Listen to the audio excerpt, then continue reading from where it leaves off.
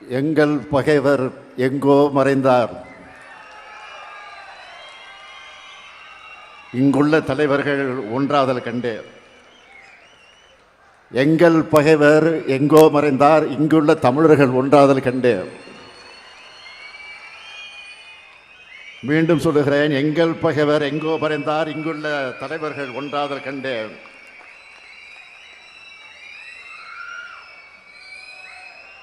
எங்கள் பகைவர் எங்கோ மறைந்தார், இங்குள்ள தமிழர் காஞ்சியில் ஒன்றாதல் கண்டு.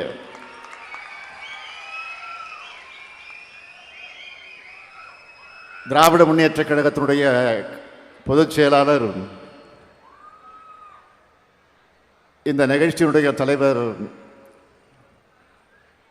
என்னுடைய ஆருயிர் அண்ணன் துரைமுருகன் அவர்களே,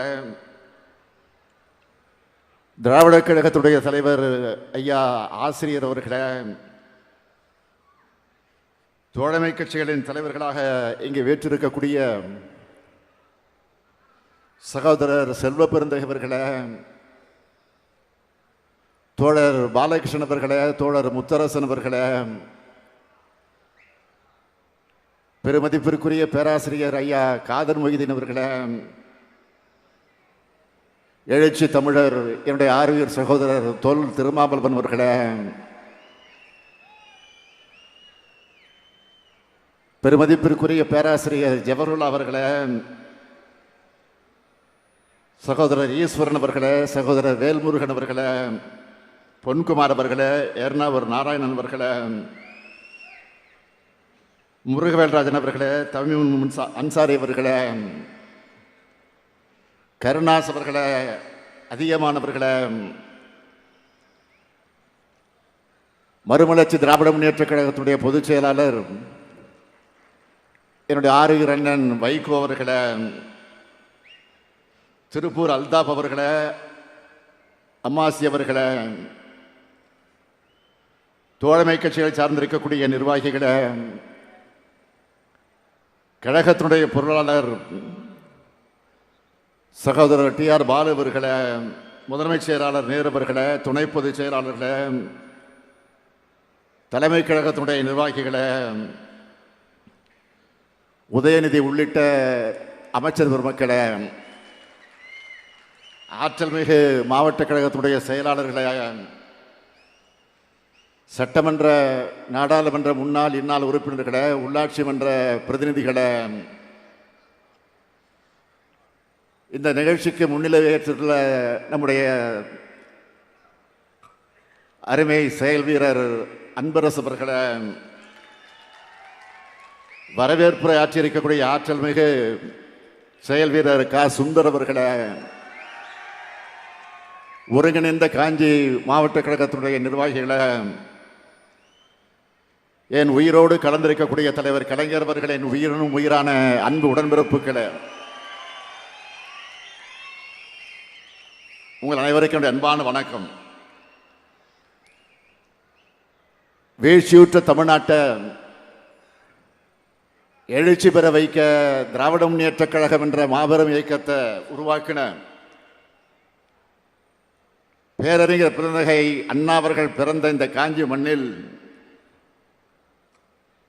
அவர் உருவாக்கின பேரியக்கத்தின் பவள விழாவை நாம் நடத்தி கொண்டிருக்கிறோம். இது திராவிட முன்னேற்ற கழகத்திற்கு கிடைத்திருக்கக்கூடிய பெருமை,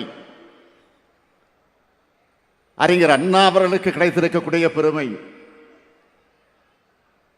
இந்த பொதுக்கூட்டத்தை மிகச் சிறப்பாக ஏற்பாடு செய்திருக்கக்கூடிய செயல் வீரர்கள் அன்பரசு அவர்களுக்கும் சுந்தர் அவர்களுக்கு நான், அதேபோல் அவர்களுக்கு தோளோடு தோல் என்று பணியாற்றி இருக்கக்கூடிய கழக நிர்வாகிகள் அத்தனை பேருக்கும், ஒருங்கிணைந்த காஞ்சி மாவட்டத்துடைய நிர்வாகிகளுக்கும் தலைமை கழகத்தின் சார்பில் என்னுடைய பாராட்டுக்களை வாழ்த்துக்களை நான் தெரிவித்துக் கொள்ள விரும்புகிறேன். 1949ஆம் ஆண்டு செப்டம்பர் 17ஆம் நாள் இந்த இயக்கம் சென்னை ராயபுரம் ராபின்சன் பூங்காவில் வைத்து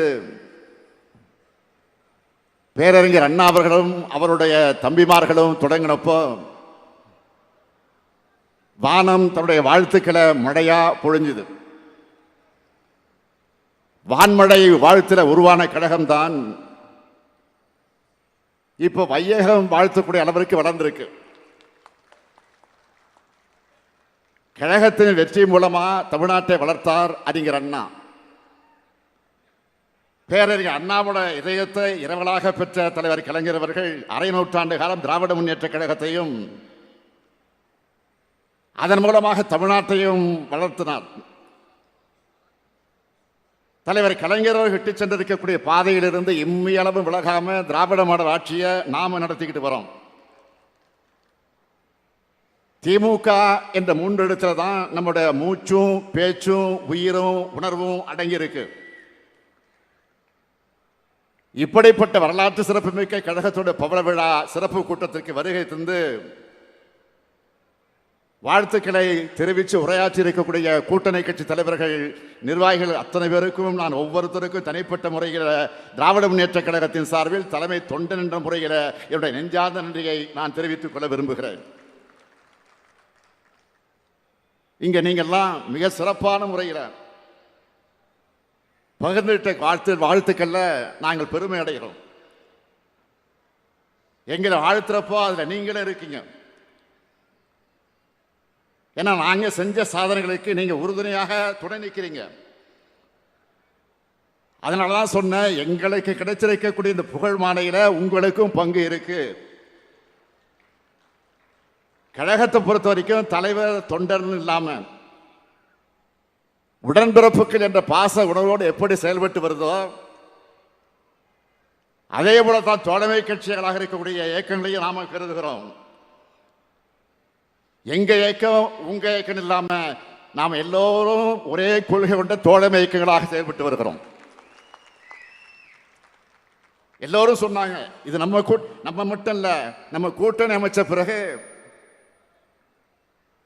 தமிழ்நாட்டில் நடந்திருக்கக்கூடிய எல்லா தேர்தலையும் வெற்றி பெற்றிருக்கிறோம் என்றால் நம்முடைய கூட்டணி கொள்கை கூட்டணி மட்டுமல்ல, வெற்றி கூட்டணி. இன்னும் சொல்லணும்னா தமிழ்நாட்டில் நாம் அமைச்ச கூட்டணியை பார்த்து தான்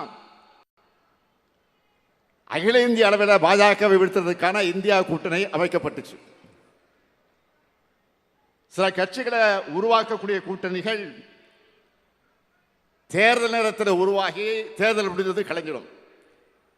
ஆனா நம்ம கூட்டணி அப்படி அல்ல. நாம ஒற்றுமையாக இருக்கிற பார்த்து கொள்கை ரீதியாக இருக்கக்கூடிய நிலையை பார்த்து கொள்கை எதிரிகளுக்கு பொறாமையாக இருக்கு. இவங்களுக்குள்ள மோதல் வராதா, பகையை வளர்க்க முடியாதான்னு வேதனையில் பொய்களை பரப்பி அற்புதமான காரியங்களை செஞ்சு தற்காலிகமாக சந்தோஷம் அடைஞ்சிட்டு இருக்காங்க. அவங்க கனவு எப்போதும் படிக்காது. நாடாளுமன்ற தேர்தல், சட்டமன்ற தேர்தல் வெற்றி கணக்கில் நாம் அணி ஐக்கியமாயிட பாசிசமும் மதவாதமும் தமிழ்நாட்டை அனுமதிக்கப்படக்கூடாது என்பதற்காகத்தான் ஐக்கியமாக இருக்கிறோம். அதை மறந்துடக்கூடாது. சென்னையில் நடைபெற்ற பவள விழா பொதுக்கூட்டத்தில் நான் உரையாற்றினப்போ உறுதியோடு ஒரு விஷயத்தை சொன்னேன். கழகத்தோட நூற்றாண்டுக்குள்ள எல்லா அதிகாரங்களையும் கொண்டவைகளாக மாநில அரசுகளை மாற்றக்கூடிய அரசியலமைப்பு சட்டம் திருத்தம் கொண்டு வர வேண்டும். எல்லா சட்ட முன்னெடுப்புகளையும் திராவிட முன்னேற்ற கழகம் நிச்சயமாக உறுதியாக செய்யும்னு நான் அறிவித்தேன். அந்த பயணத்தில் நாம ஒருங்கிணைந்து செல்லணும். திராவிட முன்னேற்ற கழகத்தோட அடிப்படை கொள்கைகள் சமுதாயத்தின் அடிப்படை கொள்கைகளாக இருப்பது சமுதாயத்தில் சீர்திருத்தம், பொருளாதாரத்தில் தத்துவம், சமத்துவம், அரசியல் அடிப்படையில் ஜனநாயகம். இதை உருவாக்கத்தான் கழகம் தோன்றுச்சு, தொடர்ந்து செயல்பட்டு கொண்டிருக்கிறது. இதை நிறைவேற்றி காட்டத்தான் கட்சியும் ஆட்சியும் இருக்கு. இந்த உன்னதமான 3 கொள்கைகளை நிறைவேற்றப்பட என்று சொன்னால் அதிகாரம் பொருந்தியவைகளாக மாநிலங்களை மாற்றணும். அதனால்தான் மாநில சுயாட்சி கொள்கையை தன்னோட இறுதி உயிராக பேரறிஞர் பெருந்தகை அண்ணா அவர்கள் வலியுறுத்தினார்கள், வற்புறுத்தினார்கள். மாநில சுயாட்சி கொள்கை அடைகிறதுக்காக பல்வேறு முன்னெடுப்புகளை கழகம் எடுத்திருக்கு. முக்கியமா விடுதலை நாளில் மாநில முதலமைச்சர்கள்லாம் கோட்டையிலே கொடியேற்றக்கூடிய உரிமையை பெற்று தந்தவர் நம்முடைய தலைவர் கலைஞர் அவர்கள்தான். அது மட்டுமல்ல, வாய்ப்பு கிடைக்கும் போதெல்லாம் அதற்கான முயற்சிகளில் ஈடுபட்டு இருக்கிறோம். இப்போ இருக்கிற ஒன்றிய அரசு மாநிலங்களை யூனியன் பிரதேசமாக மாற்ற முயற்சிகள் தான் இருக்கு. அதனாலதான் தமிழ்நாட்டில் ஒழிச்ச மாநில சுயாட்சி முழக்கங்கள் இன்னைக்கு இந்தியாவோட பல்வேறு மாநிலங்களை ஒழிச்சுக்கிட்டு இருக்கு. மாநிலங்களை ஒடுக்கி ஒற்றை ஆட்சித்தன்மை கொண்டதாக இந்தியாவை மாற்றுறதுக்காக ஒரே நாடு ஒரே தேர்தல் என்ற திட்டத்தை கொண்டு வர பார்க்குது பாஜக அரசு. ஒரே நாடு ஒரே தேர்தல் சாத்தியம் இல்லாதது. இதை சொன்னா என்ன சொல்றாங்க?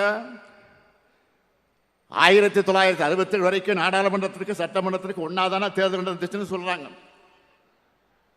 அப்போ இந்திய நாட்டுடைய மக்கள் தொகை என்ன? இப்போ மக்கள் தொகை என்ன? அன்றைய இந்தியாவும் இன்றைய இந்தியாவும் ஒன்றா? அன்றைய வாக்காளருடைய எண்ணிக்கை எவ்வளவு? இன்றைய வாக்காளருடைய எண்ணிக்கை எவ்வளவு? நான் ஆதாரத்தோடு சொல்லுகிறேன். 28 மாநிலங்கள், 8 யூனியன் பிரதேசங்கள் இருக்கு. 4000க்கு மேற்பட்ட சட்டமன்ற உறுப்பினர்களை தேர்வு செய்யணும். இது சாத்தியமா? 1951 மக்களவை தேர்தலில் இந்தியா முழுமைக்கும் போட்டியிட்ட மொத்த வேட்பாளர் எண்ணிக்கை 1874. ஆனால் 2024 தேர்தலில் 8360 பேர் போட்டியிட்டாங்க. அன்றைய தேர்தலும் இன்றைய தேர்தலும் ஒன்னா? அது மட்டுமல்ல, நாம் எழுப்புற பல்வேறு கேள்விகளில் முக்கியமானது, இவங்களால நாடாளுமன்றத்திற்கு ஒரே கட்டமா தேர்தல் நடத்த முடிஞ்சுதா? நடந்து முடிஞ்ச நாடாளுமன்ற தேர்தலை 7 கட்டங்களாகத்தான் நடத்த முடிஞ்சது. நாடாளுமன்ற தேர்தலையே ஒரே கட்டமாக நடத்த முடியாதவங்க நாடாளுமன்ற தேர்தலோடு இந்தியாவில் இருக்கக்கூடிய எல்லா சட்டமன்றத்துக்கும் ஒரே நேரத்தில் தேர்தல் நடத்தணும்னு சொல்றது, கூரை ஏறி கோழியை பிடிக்க தெரிய முடியாதவர் வானத்தை கிழித்து வைகுண்டத்தை காட்டு என்று சொல்லுவார்களாம். அது போல இருக்கு. இப்போ காஷ்மீர்ல தேர்தல் நடக்குது. 2 கட்டம் 3 கட்டம் முடிஞ்சு 4வது கட்டம் நடக்க போகுது. 90 சட்டமன்ற உறுப்பினர்களை தேர்ந்தெடுக்க 3 கட்டங்களாக தேர்தல் நடத்துறாங்க காஷ்மீர்ல. இந்த நிலையில ஒரே தேர்தல் சொல்றதுக்கு வெட்கமாக இல்லையா? ஒரே மதம், ஒரே மொழி, ஒரே உணவு, ஒரே பண்பாடு, ஒரே தேர்வு, ஒரே தேர்தல், ஒரே வரின்னு ஒரே பாட்டை பாடிக்கிட்டு இருக்காங்க. நடைமுறை சாத்தியமற்ற சிக்கல் நிறைந்த பிரச்சனை இது. மக்கள் பிரதிநிதி சட்டத்துக்கு மக்கள் சட்டத்துக்கு விரோதமானது. இதனால் என்ன நடக்கும்? மாநில அரசுகளுடைய பதவிக்காலம் குறையும், மாநிலங்களில் குழப்பம் ஏற்படும். மக்களவையுடைய வரலாறு என்ன? நாடாளுமன்ற தேர்தலை பொறுத்தவரையில் நாடாளுமன்ற மக்களவைகளை எத்தனை காட்சிகளை பார்த்தவன் முன்கூட்டியே கலைக்கப்பட்டு இருக்கு. இப்ப இருக்கிறதும் பெரும்பான்மை கொண்ட பாஜக அரசா கொண்ட பாஜக அரசா 272 உறுப்பினர்கள் கொண்ட ஆளுங்கட்சி இல்லை. இப்போ பாஜக 240. நல்லா கவனிங்க, 240 தான். அதனால ரொம்ப எச்சரிக்கையோடு பாஜக தலைமை செயல்படணும். கொஞ்சம் கேப் விட்டா பூந்துருவோம் நாங்க, மனதில் வச்சுக்கோங்க. அது வேறு. பிறகு அண்ணா அவர்கள் நாடாளுமன்ற மாநிலங்களை சொன்னதைத்தான் நம்மளுக்கு நான் சொல்ல விரும்புகிறேன். நமது அரசியல் அமைப்பு சட்டத்தின் கூட்டாட்சி, அந்த முறையில் இருக்கக்கூடிய பல ஒற்றைத்தன்மைகளை எதிர்த்து போராடுகின்ற ஒரு தாக்குதல் முன்னணியாக நீங்கள் திராவிட முன்னேற்ற கழகத்தை கருதி கொள்ளுங்கள் நான் முழங்கினார். அதே முழக்கத்தில் நான் சேர்த்து சொல்வது, அந்த தாக்குதல் முன்னணியில் திராவிட முன்னேற்ற கழகம் மட்டுமல்ல, இங்கே இருக்கிற தோழமை கட்சிகளும் சேர்ந்துள்ளது. திராவிட முன்னேற்ற கழகம் நினைக்கக்கூடிய சிந்தனைகளுக்கான அடித்தளம் தான் தோழமை இயக்கங்கள் ஒன்றாக இருக்கக்கூடிய இந்த மேடை. நிறைவா நான் சொல்ல விரும்புவது, 75 ஆண்டுகளை கடந்திருக்கக்கூடிய திராவிட முன்னேற்றக் கழகம் 100 ஆண்டை கடப்பதற்குள் மாநில சுயாட்சி கொள்கையை வென்றெடுக்க உறுதியேற்போம். மீண்டும் தோழமை கட்சியினருக்கு என்னுடைய இதயபூர்வமான நன்றியை சொல்லி விடைபெறுகிறேன். நன்றி, வணக்கம்.